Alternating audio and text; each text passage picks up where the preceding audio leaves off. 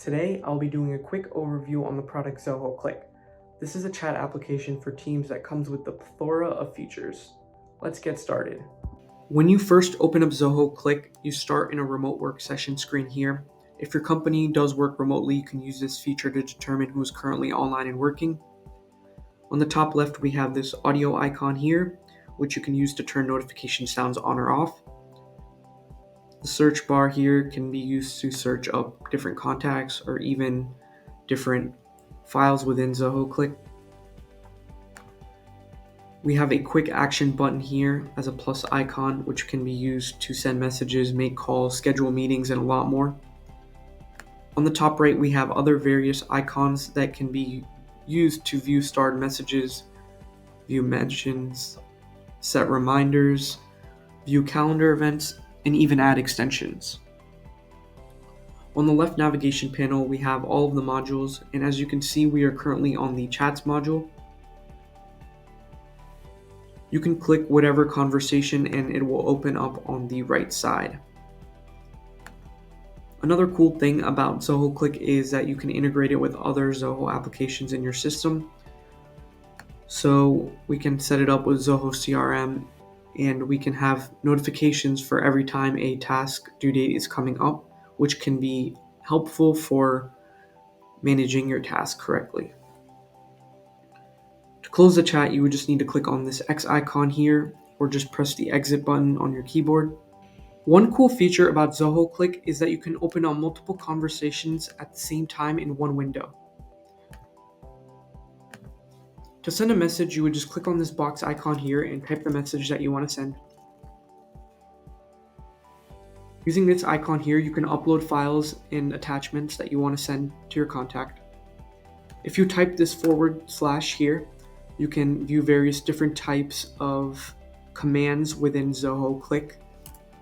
By hovering over this icon here, you can send video messages, voice messages, or even send screen recordings. This icon here is used to send emojis. And by clicking on this markdown option here, for example, if you want to send in H1 format, you can just type the pound in front and send your message, and it'll show up in this format here. On top, you have the search here, and this is where you can search elements within this conversation or contact. You can also set video meetings and set notifications as well using these icons on the top. On the contacts module, you can find all of the contacts available in your system, and you can also add new contacts within this module as well.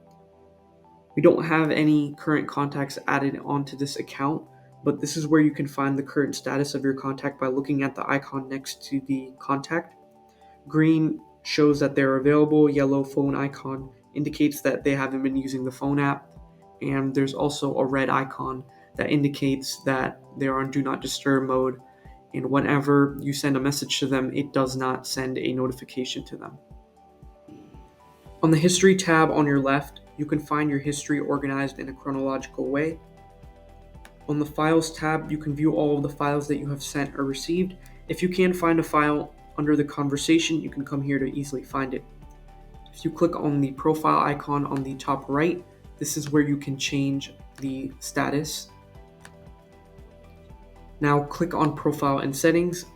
This is where you can change general settings, set notifications, and even themes. If you click on the Status tab on the left side and scroll down here, you can set your Do Not Disturb hours, in which when people send you messages, you will not receive a notification.